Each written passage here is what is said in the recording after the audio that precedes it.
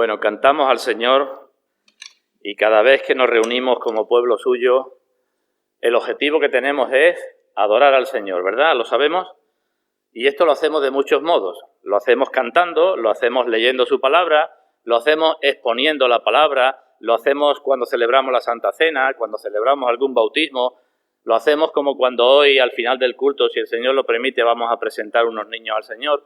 Podemos hacerlo de muchas formas. Las circunstancias pueden ser distintas, pero cada vez que nos reunimos, nuestro objetivo principal tiene que ser alabar y adorar al Señor. Eso lo tenemos claro, ¿verdad? No somos nosotros, ni son los niños de esta mañana los protagonistas. El protagonista y el centro de todo nuestro culto tiene que ser siempre el Señor. Así que el Señor que hemos cantado, que es Rey, que es Dios sobre toda la tierra y al cual debemos alabar. Este asunto de que el Señor sea el Rey, ahí veis el título de la predicación, debe ser de gran importancia para todo el que se llama cristiano. Si verdaderamente decimos con el apóstol Pablo que el Señor se entregó y murió y se entregó a sí mismo por mí, si el cristiano dice eso, pues creo que a continuación tiene que decir con el salmista que pagaré a Dios por todos sus beneficios para conmigo. Si Dios ha hecho esto conmigo y Dios es mi Rey, ¿qué tengo yo que hacer en relación con este Dios? Y este asunto del reinado de Cristo es tan importante que a lo largo de la historia muchos hermanos nuestros han sufrido mucho. Os recordaréis que la primera iglesia, la iglesia primitiva, a muchos cristianos le ponían ante la alternativa de decir quién es Señor, Cristo o Nerón o el César. Y muchos incluso perdían sus vidas por decir Cristo es el Rey. Así que Cristo es el Rey. Y creo que no hay ningún cristiano que no esté de acuerdo con este asunto, ¿verdad? Todos los cristianos decimos Cristo es el Señor, Cristo es el Rey. Lo malo sucede, o el problema sucede, cuando queremos ponerles límite a su reinado. Ese es el problema que surge. Ningún cristiano, repito, va a decir Cristo no es Rey en mi vida. Pero surgen los problemas cuando empezamos a ponerle límites, olvidando que Él mismo dijo, toda potestad me ha sido dada en el cielo y en la tierra. ¿Nos acordamos cuál era el triple oficio de Cristo cuando estuvo aquí en la tierra? Solamente se dio en Él, ¿verdad? Era profeta, decían muchos, este es el profeta que había de venir. Se nos dice en el Evangelio de Juan que ahora Dios nos ha hablado por medio del unigénito, en la carta a los hebreos que en otro tiempo habló Dios a los padres por los profetas y ahora nos ha hablado por medio del Hijo. Es el gran profeta el que nos da la revelación plena de Dios. Eso fue Cristo cuando estuvo aquí. También nuestro sacerdote, ¿verdad? Además de nuestro sacrificio y nuestro altar, porque dio su vida por nosotros, ¿no? Y también nuestro Rey, aunque estuvo en humillación, Dios muestra suficiente en multitud de ocasiones que era Rey sobre las personas, sabía lo que había en los corazones, sobre los elementos atmosféricos, era Rey sobre muchas cosas, ¿verdad? Y ahora que está en el cielo, ¿qué oficio, si es que los tiene, sigue ejerciendo el Señor? Y decimos, los mismos. El Señor sigue siendo profeta por medio de su Santo Espíritu, porque su Espíritu es el que nos guía toda la verdad, es el que nos abre la palabra, el que abre nuestros corazones. El Señor sigue siendo profeta y sigue siendo sacerdote, y en la carta a los hebreos no solamente se habla de su oficio sacerdotal hasta la muerte, sino de su oficio sacerdotal en el cielo cuando intercede siempre por nosotros, es oficio del sacerdote. Y ni que decir tiene que sigue siendo Rey. Así sí que Cristo fue Rey en la tierra y Cristo sigue siendo Rey en el cielo. Y por tanto ha de ser Rey en la iglesia, ha de ser Rey en la familia de los cristianos y ha de ser Rey en la vida individual de cada cristiano. Digo, esto lo aceptamos todo, ¿no? El problema es cuando empezamos a ponerle límite a esa realeza. Y evidentemente el reinado de Cristo, cuando decimos en el Padre Nuestro, venga tu reino, eso es motivo de gran esperanza para el cristiano, ¿no? Ahora mismo estamos en el reino de la gracia, podemos decir. Cristo reina, aunque no vemos, como dice la carta a los hebreos, que todos sus enemigos estén todavía bajo el estrado de sus pies, pero Cristo reina, pero tenemos la esperanza de estar con Él, no ya en el reino de la gracia, sino en el reino de la gloria, donde no habrá ninguna de las cosas que aquí nos afligen. Bueno, pues de esto vamos a hablar brevemente. Quiero hablar brevemente en esta mañana. Del reinado de Cristo en la iglesia, sobre la iglesia, y del reinado de Cristo en la familia, porque eso incumbe directamente, pues nos incumbe a todos, digamos, más particularmente a la familia de nuestros hermanos que tienen los niños pequeños que vamos a presentar, pero nos incumbe a todos, porque todos formamos parte de la Iglesia y parte de una familia. Bueno, pues para tener una lectura acerca de ese asunto me vais a acompañar a la carta a los Efesios en su capítulo primero. Efesios capítulo 1. Leo un pasaje un poco amplio, desde el versículo 15 al versículo 23. Efesios 1, del 15 al 23.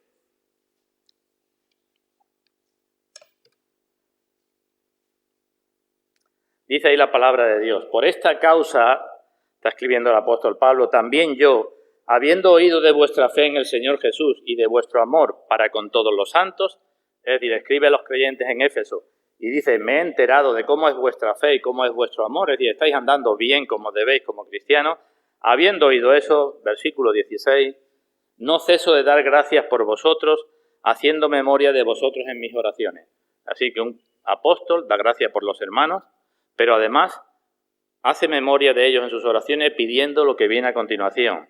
Hago memoria de vosotros en mis oraciones para que el Dios de nuestro Señor Jesucristo, no me voy a detener ahí en cómo se dirige o cómo habla de Dios el Padre, el Dios de nuestro Señor Jesucristo, el Padre de gloria, os dé, y esto es lo que necesitamos todos evidentemente, espíritu de sabiduría y de revelación en el conocimiento de Él, alumbrando los ojos de vuestro entendimiento.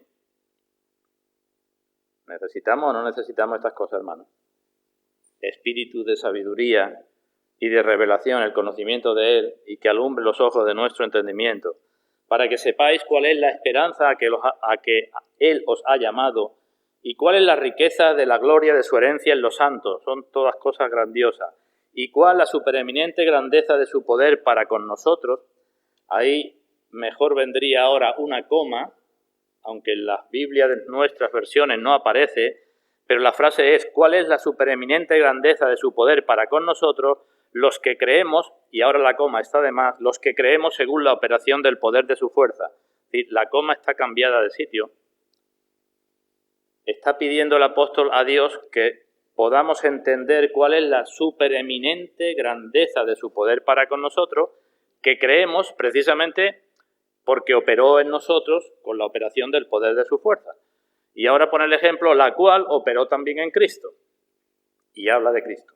Resucitándole de los muertos, es decir, el mismo poder que operó en Cristo para resucitarle, resucitándole de los muertos y sentándole a su diestra en los lugares celestiales, sobre todo principado y autoridad y poder y señorío, y sobre todo nombre que se nombra, no solo en este siglo, sino también en el venidero. Vemos que está hablando del reinado de Cristo, ¿verdad?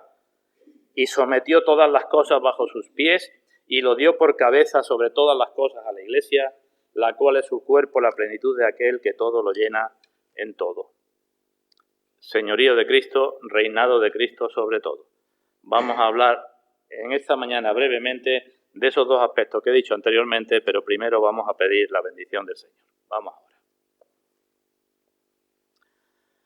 Señor nuestro Jesucristo, a ti nos dirigimos, tú que eres nuestro Rey, y tú que prometiste edificar tu Iglesia, a ti nos dirigimos para que por medio de tu Santo Espíritu tú obres con poder, como hemos leído, no solamente en los creyentes, sino en todos los presentes, para que todos salgamos de aquí conociéndote un poco más, y si es necesario, con el compromiso, al menos interno, de servirte más y mejor con nuestras vidas.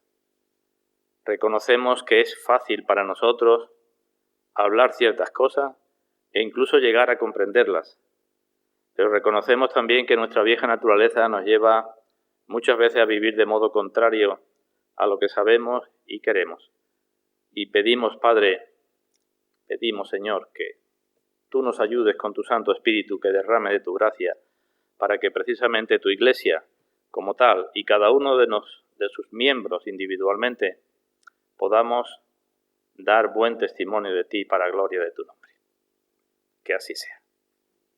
Bueno, pues hablo entonces de Cristo, Rey sobre la Iglesia. Está claro que Cristo es Rey sobre la Iglesia, ¿verdad? Pero nos podemos preguntar, ¿y cómo debe gobernarse la Iglesia? ¿Cómo debe funcionar la Iglesia? ¿Importa esto o no importa?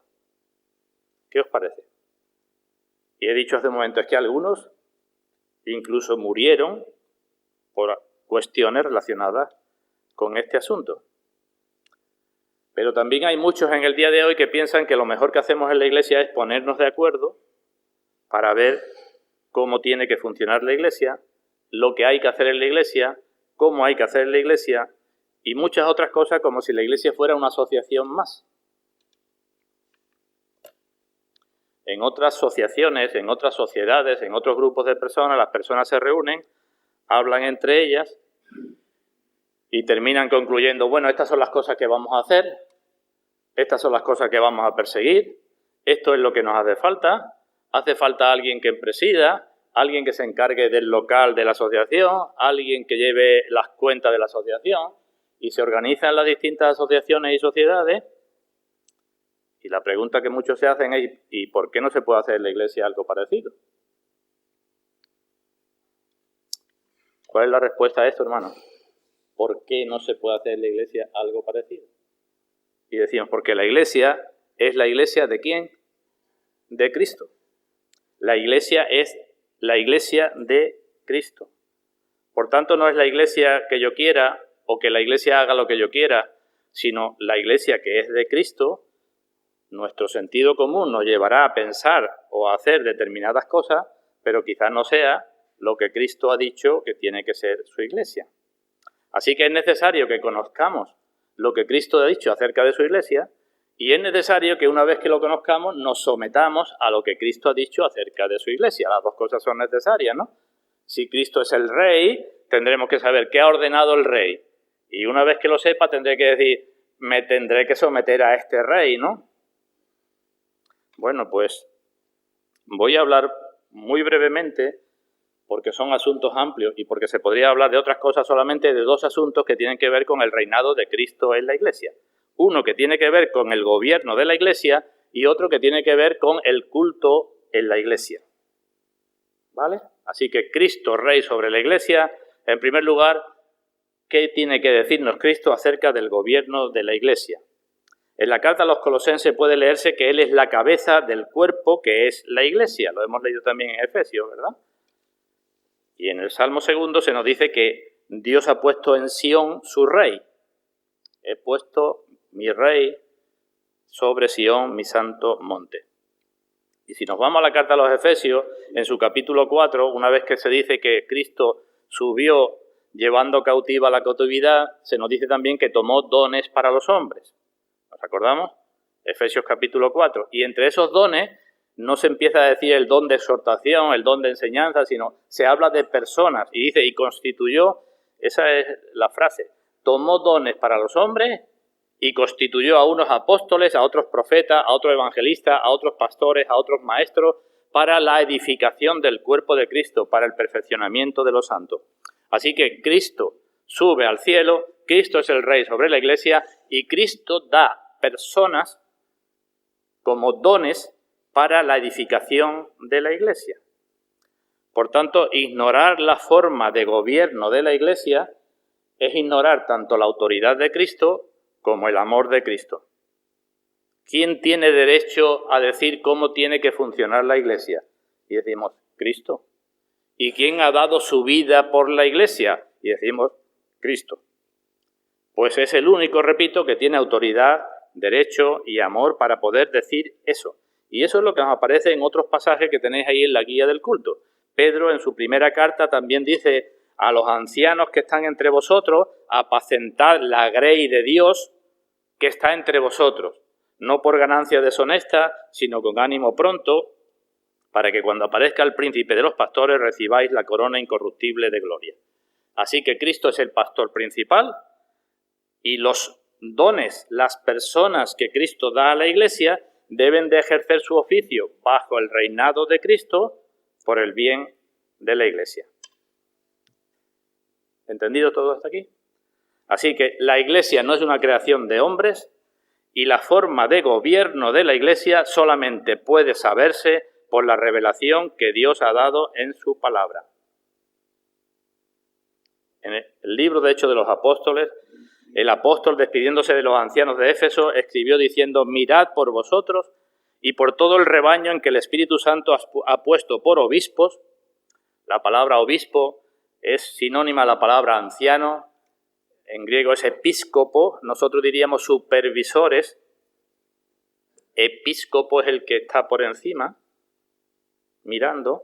Bueno, pues os ha puesto por obispo para apacentar la iglesia del Señor que él ganó por su propia sangre. Así que no son cargos inventados por los hombres, ni designa el Señor a hombres para ocupar cargos inventados por los hombres. Son cargos que el Señor designa y el Señor designa a hombres para esos cargos. Bueno, pues muy brevemente, evidentemente en la Escritura queda clara que la forma de gobierno en la Iglesia se ejerce por medio de ancianos y por medio de diáconos. Eso es lo que ha dicho el Señor. Digo un par de cosas brevemente acerca de unos y de otros. Toda congregación debe tener ancianos, toda. Y todos los ancianos deben actuar como pastores, todos, aunque no todos tienen que predicar la palabra de Dios. Esa es la diferencia entre pastores y maestros en el versículo que he citado de la carta a los Efesios. El Señor constituyó a unos pastores y a otros maestros.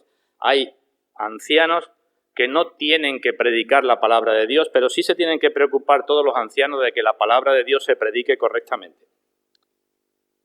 En cuanto a los diáconos, también los requisitos los tenemos en la Escritura, ¿verdad? En las cartas que se llaman pastorales. Tenemos los requisitos de los diáconos.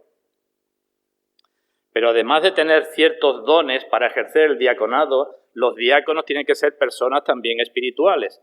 Porque si recordamos en Hechos capítulo 6, cuando la iglesia creció mucho y los apóstoles no tenían tiempo para estar cuidando de las viudas y de las personas, se dijo que nombraran entre ellos a un grupo de personas que serían los diáconos, pero llenos del Espíritu Santo. Así que no solamente hace falta que un diácono lleve bien las cuentas o que un diácono haga bien su trabajo, es necesario que sea también una persona espiritual, porque Cristo tiene que ser glorificado en las cosas menos importantes, podemos decir, aunque todas son importantes dentro de la iglesia. ¿Y qué es lo que sucede? Pues que cuando hay personas que solamente quieren una pequeña predicación de 10 minutos a la semana, pues les sobran los ancianos y les sobran los diáconos. No necesitan ni ancianos ni diáconos para nada. Cuando la iglesia se convierte en un club social, cuando no se busca la gloria de Dios, cuando Cristo no es el rey en la iglesia, pues con nuestros deseos es suficiente. ¿Para qué vamos a buscar otra cosa? Sigo adelante brevemente. ¿Qué dice la Escritura acerca de los ancianos y diáconos? Pues dice una cosa muy clara que a muchos no les gusta en el día de hoy, y es que tienen que ser hombres. Los ancianos y los diáconos tienen que ser hombres. No voy a entrar en todos los detalles acerca de ese asunto. Cristo es el que ha dicho eso. De forma que en una iglesia, cuando se ordenan a las mujeres, pues de alguna forma se está levantando el puño contra el rey de la iglesia y se está diciendo: no queremos que éste reine sobre nosotros. No queremos que éste nos diga lo que tenemos que hacer en la iglesia. Y esos hombres tienen que ser maduros, ejemplares, piadosos, y deben tener ciertos dones y deben buscar el bienestar del rebaño, deben perder sus vidas por el rebaño del Señor. Ese es el gobierno de la iglesia. Y en cuanto a los miembros de la iglesia, los miembros del rebaño, ¿tienen alguna responsabilidad? Y se pueden decir muchas, pero destaco una. Aquella persona que se llama cristiana tiene que ser miembro de alguna iglesia y ha de someterse a la supervisión y a la guía y a la amonestación de los ancianos y pastores de esa iglesia. Todo miembro del rebaño, toda persona que diga que es cristiana, tiene que ser miembro de una iglesia. Y hay algo que aparece en la carta a los hebreos que se le olvida mucho, aquello de obedeced a vuestros pastores y sujetaos a ellos. O jóvenes, está sujeto a los ancianos.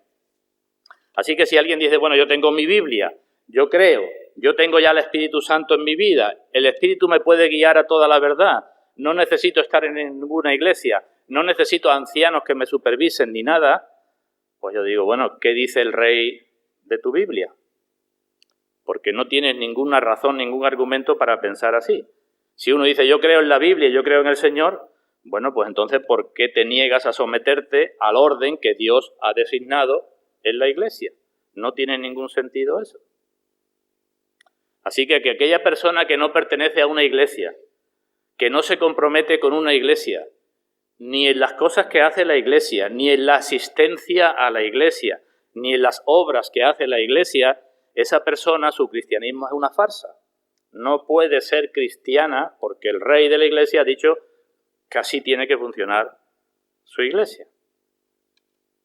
En la Biblia dice que seamos parte de una congregación cristiana y que en ella se obedezca y se someta a ser cuidado por Cristo a partir o por medio de sus pastores subordinados.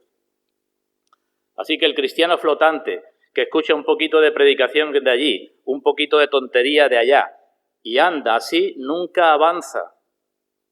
Todo cristiano debe someterse a la enseñanza, la predicación, el consejo y la supervisión bíblica, subrayo eso, de sus ancianos. Todo cristiano, repito, tiene que someterse a la enseñanza, la predicación, el consejo y la supervisión bíblica de sus ancianos. No quiero decir más acerca de los ancianos, pero con esto es suficiente. Primera cosa, ¿Cristo es el rey de la iglesia? Así dice Cristo que tiene que funcionar la iglesia. La segunda cosa que quiero decir brevemente es que Cristo es el rey sobre la adoración de la iglesia.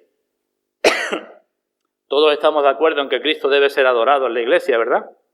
Y que debe serlo públicamente y como congregación. Tenemos que reunirnos para adorar a Cristo públicamente y como congregación. Esa adoración también está bajo la supervisión de los ancianos. Pero ahora nos podemos preguntar, ¿y cómo vamos a hacerla? ¿Quién va a decidirlo? ¿Lo decidimos entre todos? ¿Y qué me decís vosotros? Y la respuesta es no, porque no está en nuestro poder ni en nuestro derecho decidirlo entre todos, porque entonces sería la mayoría, ¿no? Votamos y queremos que la Iglesia adore a Dios así, el culto sea así.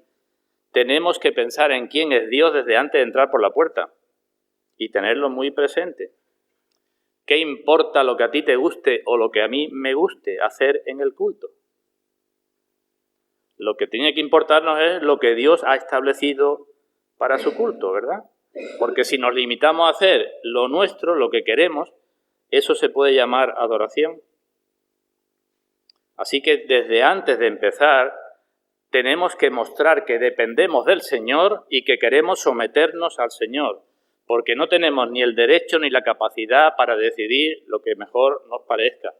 No tenemos el derecho porque Cristo es el Rey de la Iglesia, y no tenemos la capacidad porque siendo como somos todos pecadores, será nuestra carne la que diga o la que nos lleve hacia lo que me gusta, lo que te gusta a ti y lo que nos gusta a cada uno. Cuando somos nosotros los que ideamos la forma de adorar a Dios,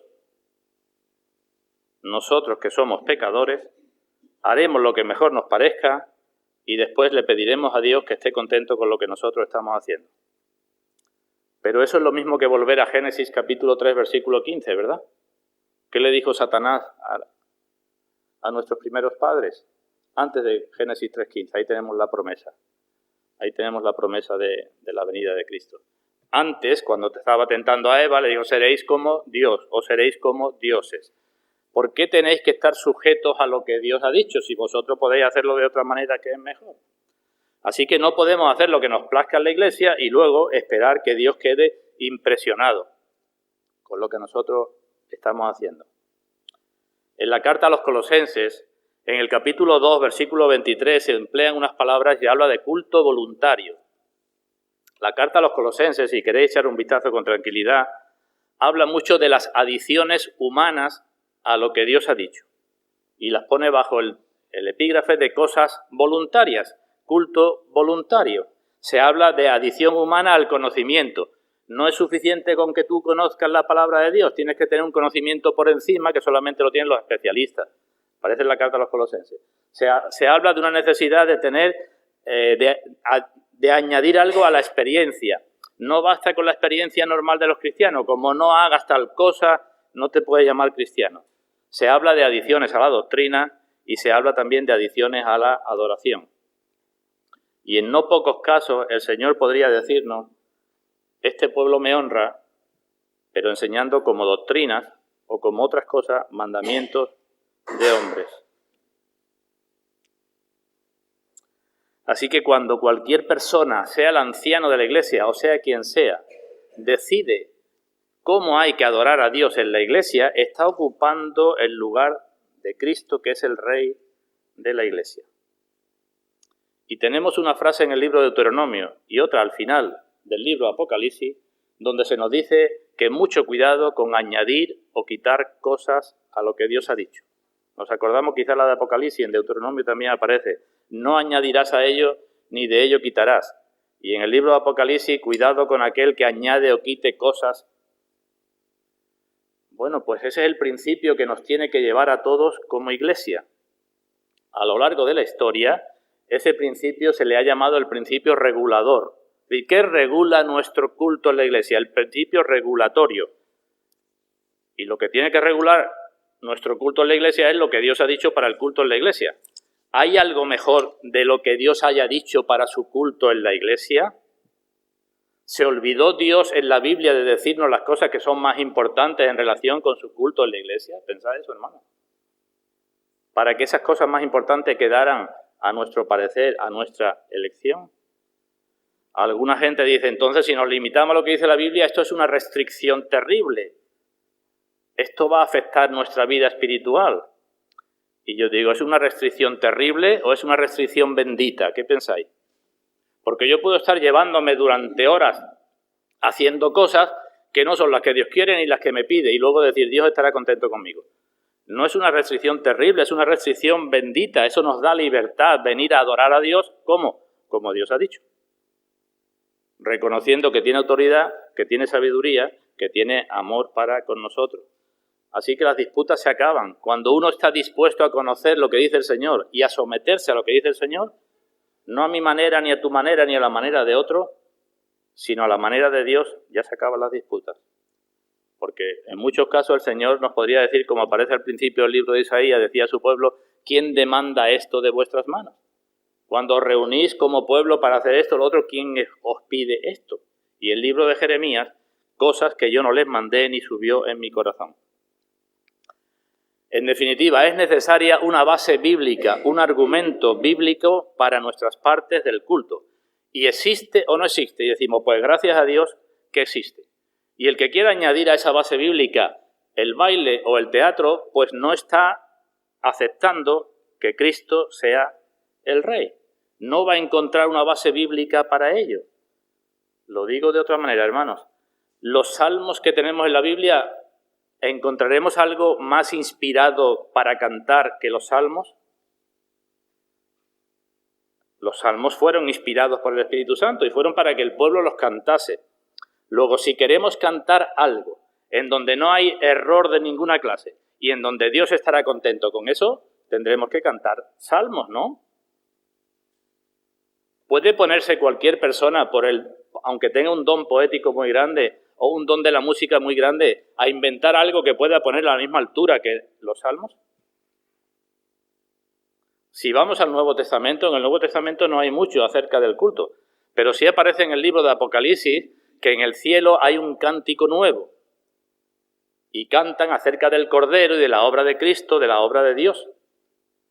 Bueno, pues como los salmos, inspirados en la Escritura, muchos de ellos miran al Cristo que había de venir, y si actualmente en el cielo se está cantando acerca de la obra de Cristo, en todo caso, personas espirituales, y gracias a Dios las ha habido a lo largo de la historia de la Iglesia, personas espirituales pueden escribir y poner música a himnos que deriven de los santos, que tengan una verdadera letra bíblica y que estén mirando no tanto ya al Cristo que había de venir, sino al Cristo que ha venido y que ha hecho su obra, que es lo que hacemos nosotros también.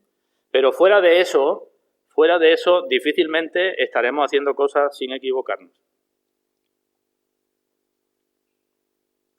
La adoración bíblica y reformada es sencilla y no perdemos nada si pensamos que nos al apegarnos a lo que dice la Escritura, vamos a estar perdiendo. Bueno, pues Cristo es el Rey en el gobierno de la Iglesia, Cristo es el Rey en la adoración en la Iglesia. Y cuidado con caer en aquella mentira de Satanás, con que Dios os ha dicho esto, pues vosotros podéis hacerlo mejor. Pero no me alargo con esto y comienzo con el otro apartado. Cristo también es el Rey sobre la familia, ¿verdad? Somos cristianos, Cristo tiene que ser Rey sobre la familia. Y se podían decir muchas cosas, pero voy a decir dos nada más en esta mañana también brevemente. Acompañadme al libro de Génesis, capítulo 18. Génesis, capítulo 18. Aquí habla el Señor de Abraham. Génesis 18, 19.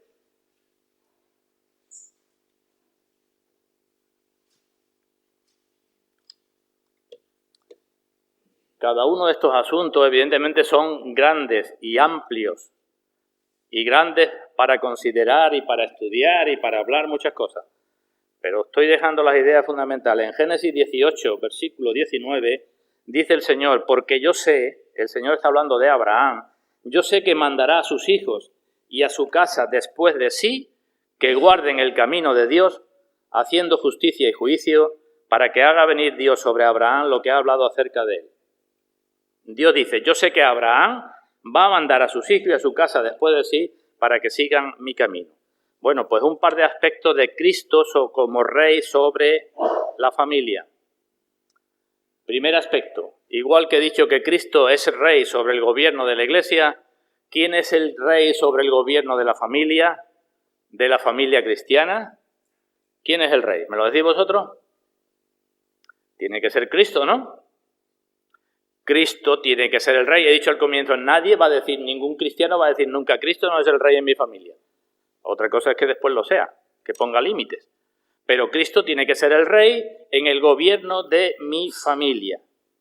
Y encontramos en la Escritura que tanto en la Iglesia como en el hogar, los varones, los hombres, son los responsables de dirigir el gobierno en la Iglesia y en la familia.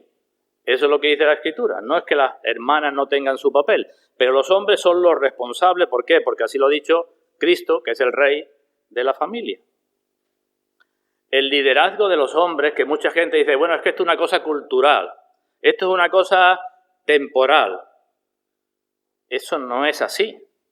El liderazgo de los hombres, tanto en la Iglesia como en la familia, tiene que ver con el orden de la creación, tiene que ver con lo que sucedió en la caída y tiene que ver con la imagen, como hemos leído, de Cristo como cabeza sobre su Iglesia. Así que no son consideraciones temporales ni culturales. No es que el apóstol Pablo dijera, bueno, como esta es la cultura y el tiempo en que vivimos, mejor adaptarnos a la cultura y así vamos a evitar problemas. Así piensan algunos que escribió el apóstol. Que el apóstol era misógino y dijo, como estamos en una cultura machista, pues mejor que escribamos esto porque si no nos vamos a meter en líos. Y algunos cristianos dicen, es verdad, aquello fue una cosa temporal, pero ahora tenemos que pensar de otra manera. Repito que se basa en el orden de la creación, en el orden de la caída y lo que es Cristo para la Iglesia. De forma que cuando la Biblia dice que las mujeres se sujeten a sus maridos, también dice que los maridos amen a las mujeres. O que la mujer calle en la congregación o cosas semejantes, no podemos pensar que eso es una cosa coyuntural, que era solamente bueno para aquel tiempo. Y esto no es faltarle el respeto a las hermanas, queridas hermanas. Esto es para nuestro bien, ya seamos hombres o seamos mujeres, lo que el Rey de la Iglesia y de la familia ha dicho es para nuestro bien, porque ninguna mujer va a salir perdiendo porque haga lo que Dios dice, ni ningún hombre va a salir ganando porque haga lo que Dios dice. Gobierno del Rey en la familia. Y en último lugar, quiero hablar que el Rey, Cristo, es el Rey sobre la educación de los hijos en la familia. También parece absurdo o incluso innecesario hablar eso, ¿verdad? Soy cristiano, pero en la iglesia funciona como mejor le parece. Y soy cristiano, pero en mi familia, la familia funciona como mejor me le parece. Bueno, ¿dónde vamos a ir los cristianos para saber acerca de la crianza de los hijos? a la moderna psicología, a la pedagogía, a la moderna educación, a la ideología de género. Ahí tenéis libros en la mesa de la entrada. ¿Dónde vamos a ir para aprender acerca de cómo educar a nuestros hijos? Vamos al Nuevo Testamento y nos dice que criemos a nuestros hijos en disciplina y amonestación del Señor, ¿verdad? Y hay otras cosas parecidas.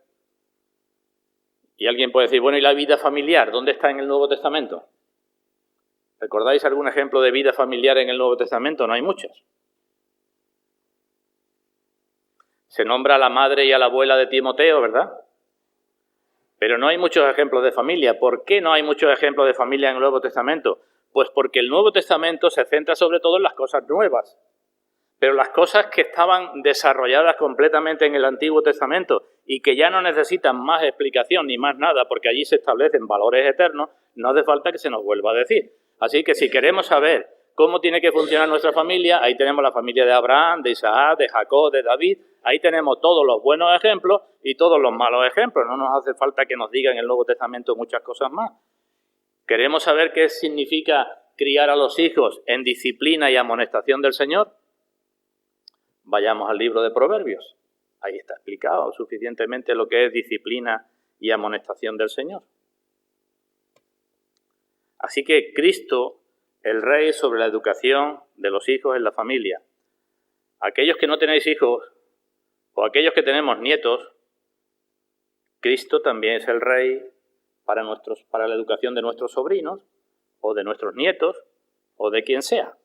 También es el Rey para ellos. Bueno, pues llegamos a este punto y decimos, sí, nos vamos a someter al Rey. Me dirijo ahora a los más jóvenes. Algunos llamáis cristianos, ¿verdad? Y no estáis casados todavía. Esperáis estarlo en un momento. Entonces, ¿a quién vas a buscar como cónyuge? O algunos, a lo mejor, que pueden buscar a alguien como cónyuge.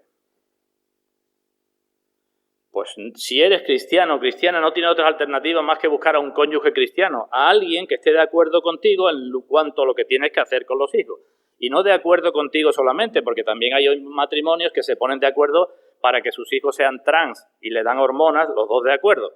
El progenitor gestante que se llama ahora y el progenitor no gestante, ya no el padre y la madre.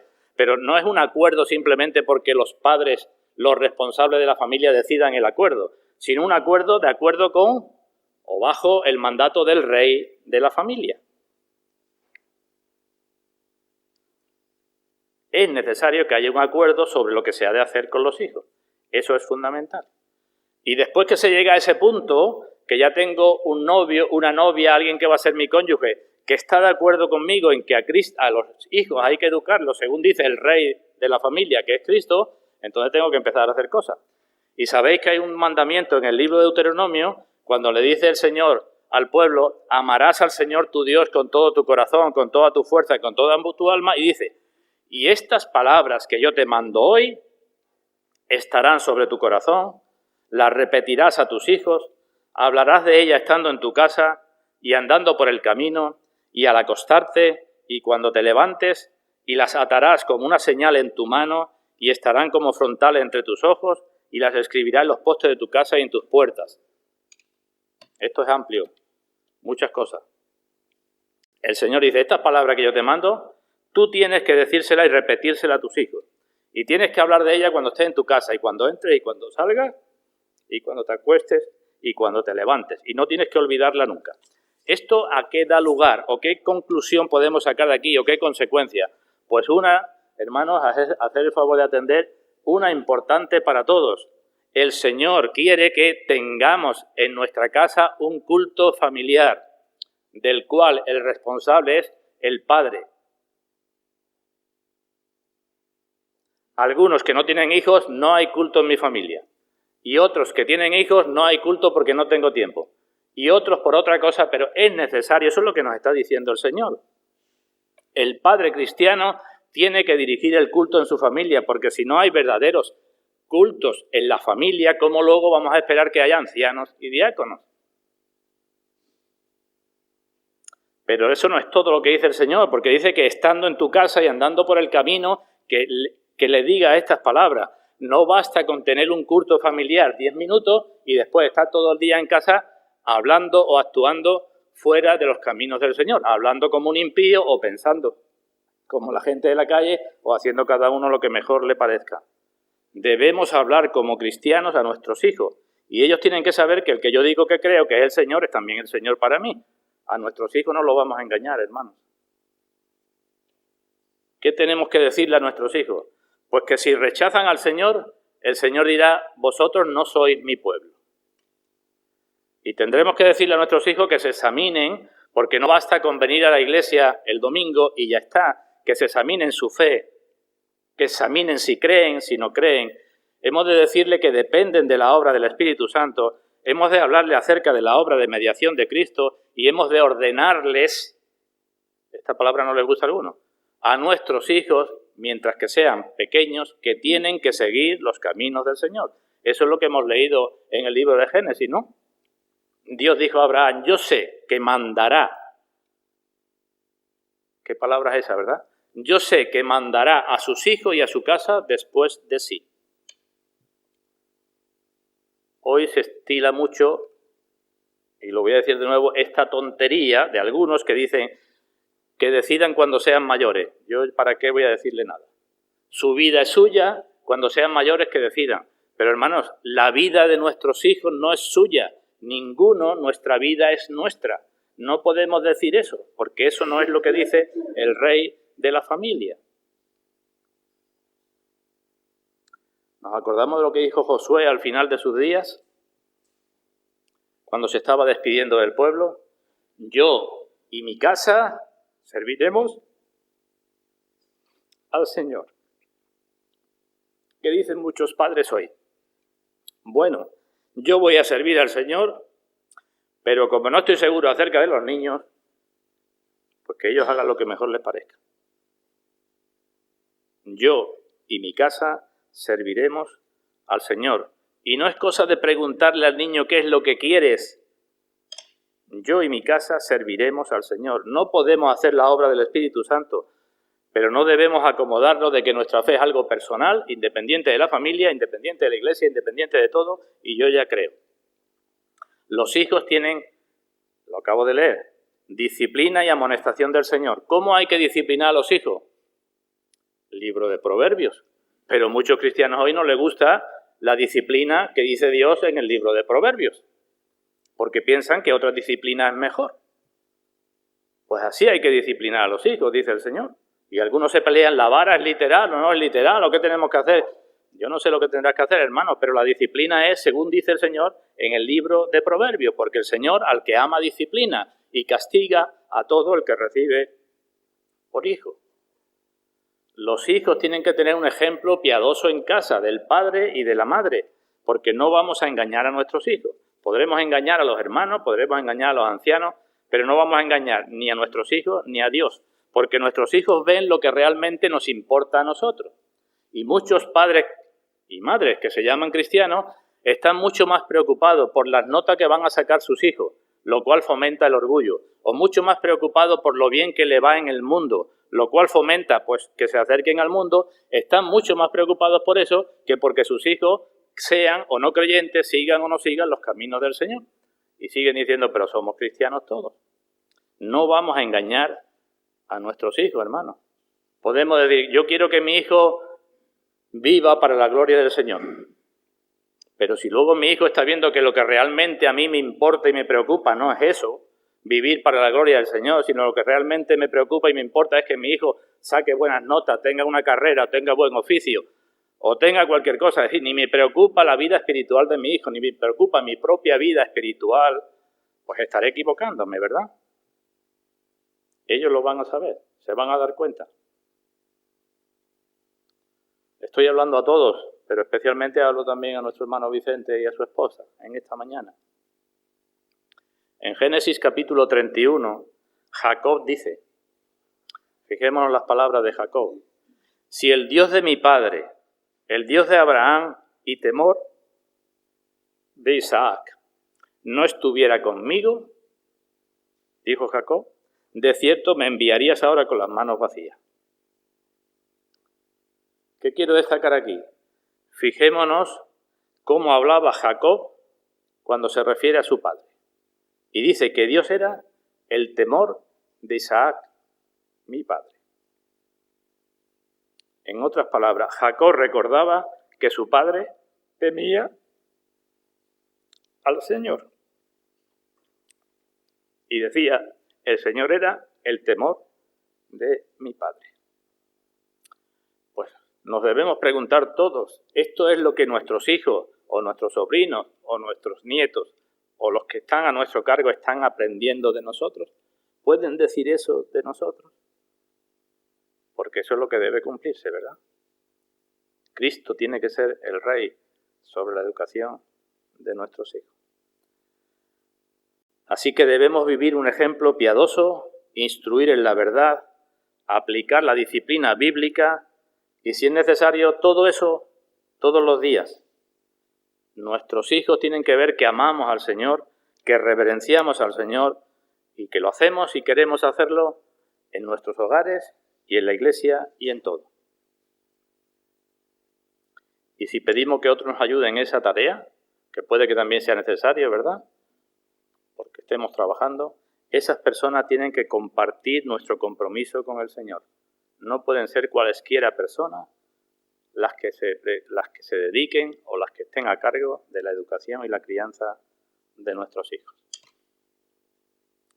Pues termino. ¿Quién es suficiente para estas cosas? En la iglesia y en la familia. En el gobierno de la iglesia, en el culto de la iglesia, en el gobierno de la familia, en la educación de los hijos en la familia. Decimos, nadie es suficiente. ¿Pero la gracia de Dios es suficiente? El Señor le dijo a Pablo, segunda carta a Corintios, capítulo 12, mi gracia es suficiente para ti. Y el Señor vino, dice el Evangelio de Juan, lleno de gracia y de verdad. Y en el mismo Evangelio dice que de su plenitud que Él tiene, recibimos todos y gracia sobre gracia. Pues ahí tenemos la solución para nuestras equivocaciones y nuestros pecados y nuestra falta de sometimiento al Rey. Reconocer nuestros fallos y acudir por más gracia a aquel que nos la puede dar. Pues que el Señor bendiga esta meditación en todos nosotros